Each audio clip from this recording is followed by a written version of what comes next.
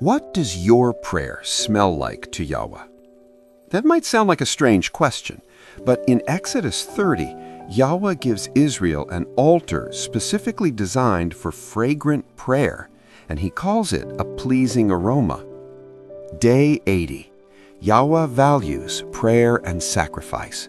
Let's open the Word. Welcome back to Saved by His Divine Grace. We're reading Exodus 30, John 12, and Psalm 80 today. And every passage is about what we bring before Yahweh and what He does with it. Let's go in together. Exodus 30 introduces several new elements: the altar of incense, the ransom offering, the bronze basin for washing, the anointing oil recipe, and the incense formula. I want to focus on two things. First, the altar of incense. It was positioned just outside the veil, as close to the Holy of Holies as the people could get. It burned morning and evening, every single day. Yahweh said, "Do not offer on this altar any other incense, or any burnt offering or grain offering, and do not pour a drink offering on it." This altar was for one thing only: fragrant worship and prayer. It was not multi-purpose, it was set apart. Prayer was not meant to be something you did in the gaps. It was a dedicated, daily, twice-a-day rhythm built into the very architecture of Yahweh's dwelling place. Second, the ransom offering. Every Israelite, rich or poor, gave the same half shekel, not based on what you had, based on who you were before Yahweh. Equal, equally valued, equally in need of atonement. In John 12, Mary takes a jar of pure nard, expensive, imported, irreplaceable, and pours it on Yahshua's feet, and the house was filled with the fragrance. Judas objected. Why wasn't this perfume sold and the money given to the poor? It was worth a year's wages. Yahshua answered, "Leave her alone. She has kept it for the day of my burial." Mary did not calculate the cost. She poured everything, and the fragrance filled the room. John 12 also records Yahshua's triumphal entry, the crowd waving palm branches, shouting Hosanna. And Yahshua says something that should stop you.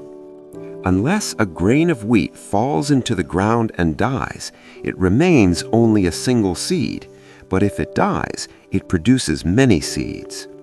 The sacrifice he was describing, his own death, was the ultimate act of devotion. The fragrance of the cross would fill all history.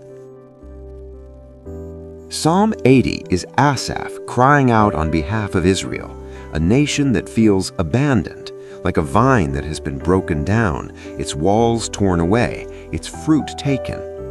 He calls out 3 times, "Restore us, O Yahweh, make your face shine on us that we may be saved."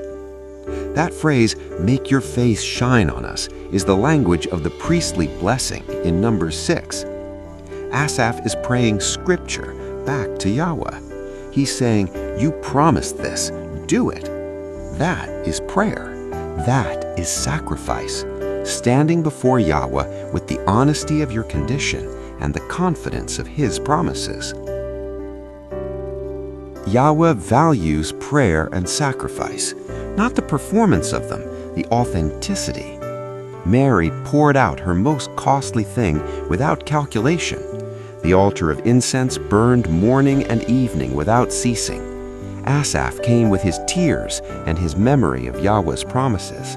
All of it was a fragrance before Yahweh. What are you bringing to the altar today? Father, teach us to pray like the altar burned, consistently, daily, without ceasing. Teach us to give like Mary gave, without calculation, from the overflow of love. And in the seasons when we cry like Asaph, let our tears be our worship. You value what we bring. You smell the fragrance. You hear the prayer. In Yahshua's name, amen.